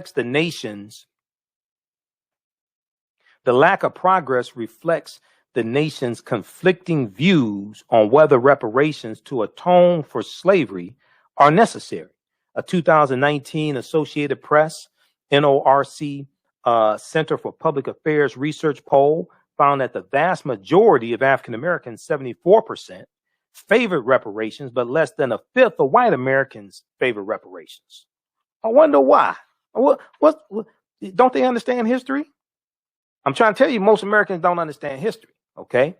All right. Those watching on our Facebook fan page, The African History Network, The African History Network, and our YouTube channel, Michael Imhotep, IMHOTEP. Keep watching. We're going to keep going for a few more minutes. Remember, right now is correct wrong behavior. It's not over till we win. Wakanda forever. We'll talk to you tomorrow night. Peace. All right. Stand by. Okay. We'll continue for a few more minutes. So we have the bundle pack, Black Migration 1619 to 2019. Black Migration 1619 to 2019. And that's at our website, AfricanHistoryNetwork.com. That also includes we have it on the homepage of our website as well. And that includes the presentation when Black men dominated horse racing. It's the full presentation. It's a visual presentation. It includes some of my other presentations as well. One dealing with Black migration, 1619 and 2019. Also, 6 principles of political self-defense. Understanding how laws and policies impact the economic conditions of African Americans. Ancient Africans in America, before Native Americans, before Columbus or slavery, from Kemet to Wakanda. I have one dealing with the history why African Americans switched from the Republican Party to the Democratic Party, that whole history going back to the Lily White movement in 1928. Also, one dealing with the whole history of Juneteenth as well. Okay, this is a 6 DVD bundle pack. You can order them individually also. Down below, we have the individual lectures that are in the bundle pack also. So that's on sale, $45. We have that in DVD and digital download format at AfricanHistoryNetwork.com. All right. I want to go back quickly here to this article. I'm trying to squeeze everything in. All right. How you all doing today? Okay. So a 2019 Associated Press NORC Center for Public Affairs research poll found 74% of African Americans support reparations, but less than 1/5 do not. It's not just reparations for slavery, it's reparations for slavery and the legacy of slavery, Jim Crow, segregation, redlining, discrimination, etc. The continuation, what happened after slavery, that brings us up to the day and deals with the structural inequities today. It's not just for slavery that ended 156 years ago. Maryland resident Linda Davis believes a lack of education on the subject of slavery keeps many white Americans from supporting the effort. She's correct, because most Americans are woefully ignorant of history, regardless of race. A lot of our people still think Willie Lynch historically existed. Willie Lynch never historically existed. Okay. Linda Davis believes a lack of education on the subject keeps many white Americans from supporting the effort. And Linda Davis is white. She belongs to Coming to the Table, a national organization made up of descendants of those who were enslaved and slave holders. Coming to the Table, a national organization made up of descendants of those who were enslaved and the descendants of slave holders. Linda Davis said, I think getting people to make that leap is sometimes a challenge. Okay. And she submitted a written testimony in support of the state reparations effort. She said it's trying to help people see the ongoing harms, like this summer. I think summer 2020. I think more white people are getting in now, which is hard because it seems like people should have gotten it before now. I think more white people are getting it now. I think more white people are getting it now. She said, which is hard because it seems like people should have already gotten it before now. Now, Linda Davis points to local efforts as an example of what grassroots activism around the issue of reparations can achieve. In March, we talked about Evanston, Illinois here in March. In the reparations program, the city council passed to deal with a history of redlining. It's not dealing with the history of slavery. It's dealing with a history of redlining because slavery did not exist in Evanston, Illinois. Evanston, Illinois was founded in the 1840s, and slavery was abolished in Illinois in 1818. And I interviewed, right here on this show, I interviewed Fifth Ward Alderwoman Robin Ruth Simmons, who was the one who spearheaded the reparations initiative in Evanston, Illinois. So go watch that entire interview, and we get deep into the history and actually what happened and why they dealt with redlining and the whole proposal that they put together dealing with redlining. That is based upon a 77-page study dealing with the history of redlining in Evanston, Illinois. That wasn't just something they pulled out of the air. That was based upon research. That dealt with that information came from a 77-page study. And I have the study here somewhere. That came from a 77-page study that dealt with the history of redlining in Evanston, Illinois. and the effects of redlining. So a lot of people were commenting on it and didn't do the research and didn't know what they were talking about. I can't find it. It's somewhere around here. But go watch that full interview. Now, this document right here, this study, you've heard me talk about it before, and I use this also in the online class. In some of my lectures, I reference it. Teaching Hard History, American Slavery. Teaching Hard History, American Slavery from the Southern Poverty Law Center. Teaching Hard History, American Slavery. This is about a 52-page study.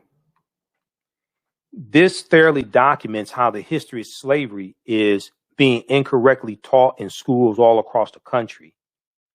And then it lays out numerous recommendations on how to more correctly teach that history. And they did a survey of 1,000 high school seniors, and they found that America's school children know very little about the history of slavery. They found that only 8% of high school seniors surveyed could identify slavery as the central cause of the U.S. Civil War. They found that only 2/3, or 68%, did not know that it took a constitutional amendment to formally end slavery, the 13th Amendment.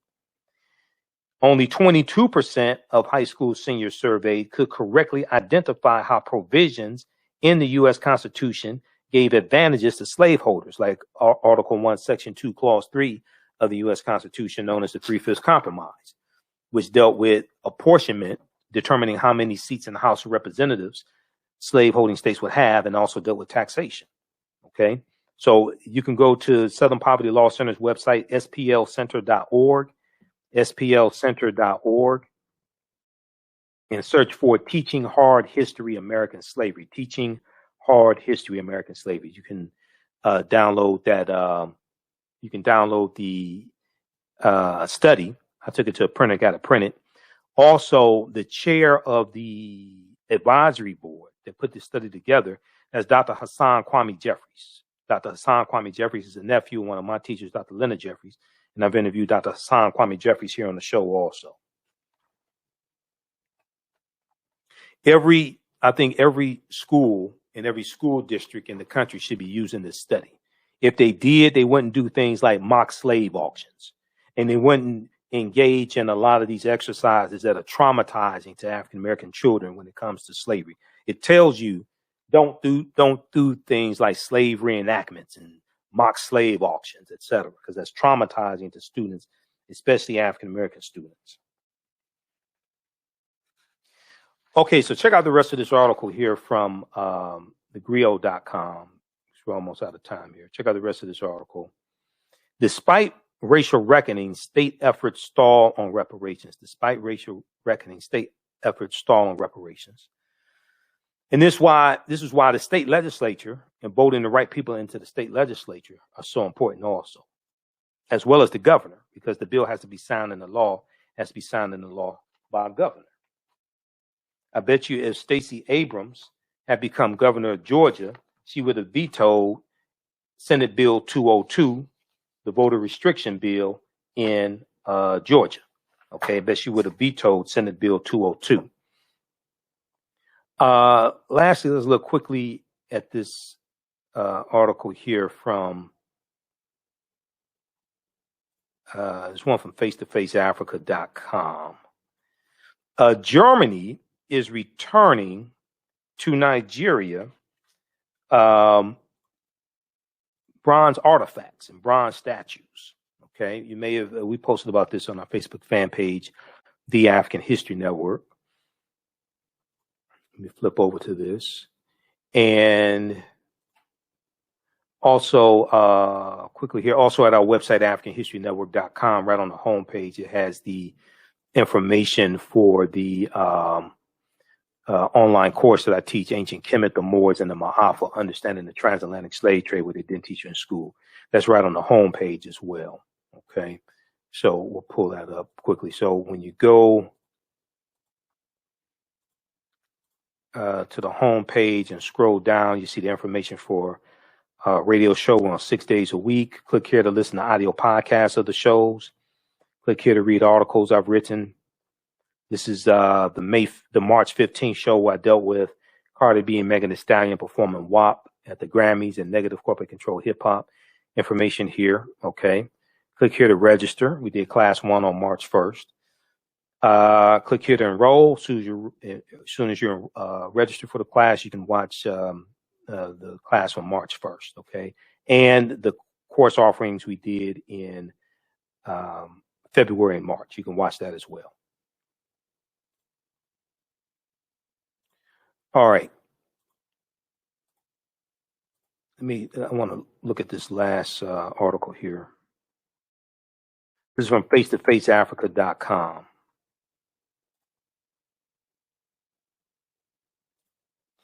I saw an article from CNN Africa about this as well. And then also I have one here from the BBC. So Germany is returning to Nigeria artifacts stolen by the British. Germany is returning to Nigeria artifacts stolen by the British. All right, this is from April 30th, 2021. Here's some artifacts right here. The Benin Ethnological Museum in Germany holds more than 530 pieces of the famous Benin artifacts stolen by the British troops as they colonized what is now Nigeria. Okay, as they colonized what is now Nigeria. Now, Germany will now return to Nigeria artifacts that were stolen in 1897 by troops in the thick of British colonization efforts in the West African country.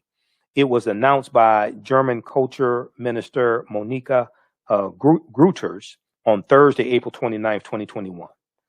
The Ethnological Museum, alone in Berlin, holds over 530 artifacts in this category. After they were looted, Britain auctioned many of the artworks to museums in Europe and in the United States. Okay. Over the last decade, there have been calls supported by many European politicians to return the artifacts to Nigeria. Now, I suggest you also give back the money that you got from selling the stolen artifacts in the first place. You're going to give back the artifacts. You're going to give back the money too? I suggest you do.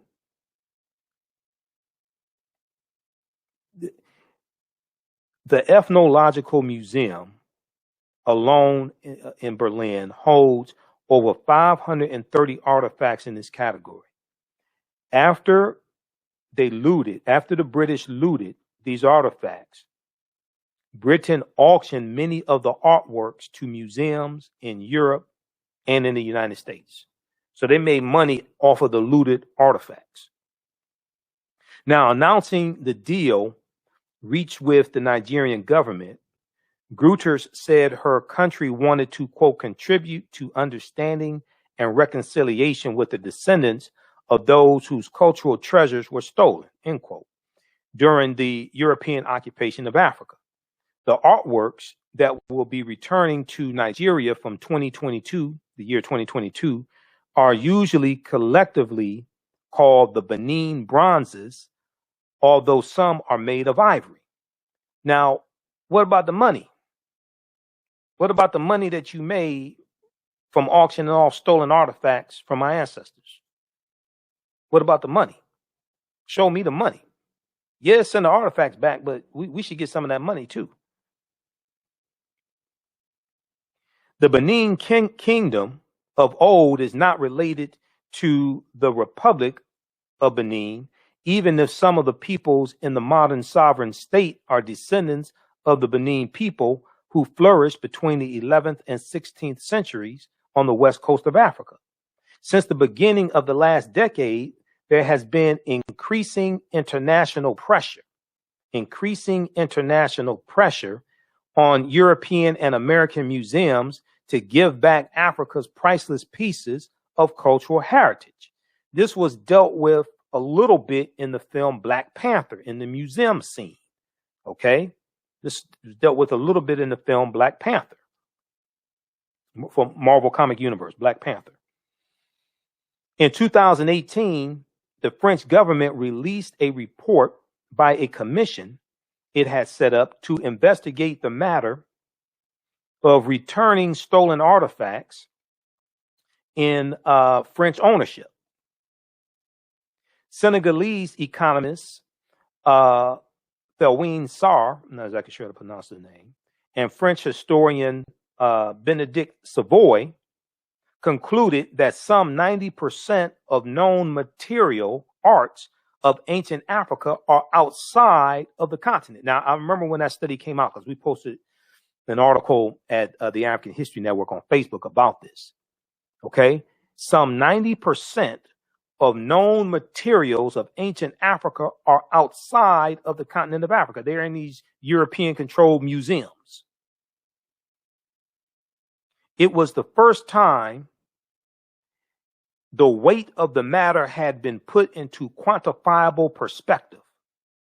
Yet for those who had hopes that restitution would be quickened, they have been disappointed. For those who had hopes that restitution would be quickened, they have been disappointed. Although museums and countries have said they are committed to returning the artworks, the process has been slow. How about returning some of that money that you made from the stolen artworks?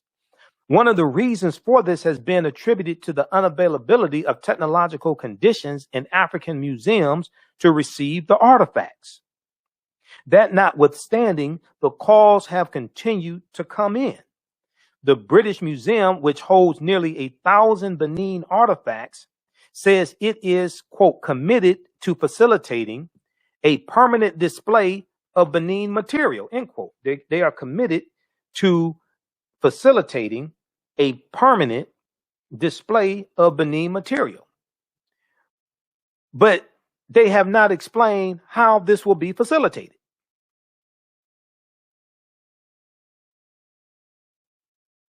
So check out this article here from face-to-faceafrica.com. Germany is returning to Nigeria artifacts stolen by British colonizers. Germany is returning to Nigeria artifacts stolen by British colonizers. The British colonizers, doesn't that include the royal family? Remember when I said Meghan Markle married into a family of colonizers? And I said, I'm not calling them colonizers because they're white. I said, I'm calling them colonizers because Great Britain 100 years ago colonized 1/5 of the world's population. 100 years ago, 1/5 of the world's population lived under British rule. So I'm calling them colonizers because they colonized 1/5 of the world population. Okay, I'm not calling them colonizers because they're white. I don't want you to misunderstand this. I'm calling them colonizers because they colonized 1/5 of the world population. All right, well, look, guys, we have to, brothers and sisters, we have to get out of here. Remember to register for the online course that I teach, Ancient Kemet, the Moors, and the Maafa, Understanding the Transatlantic Slave Trade, what they didn't teach you in school. It meets Saturdays, 12 noon to 2 p.m. Eastern Standard Time. Saturdays, 12 noon to 2 p.m. Eastern Standard Time. It meets all around. You can watch from all around the world. It is an online course. All the sessions, we do the class live. All of the sessions are recorded, so you can go back and watch it over and over again, okay? All the sessions are recorded, so you can go back and watch it over and over again.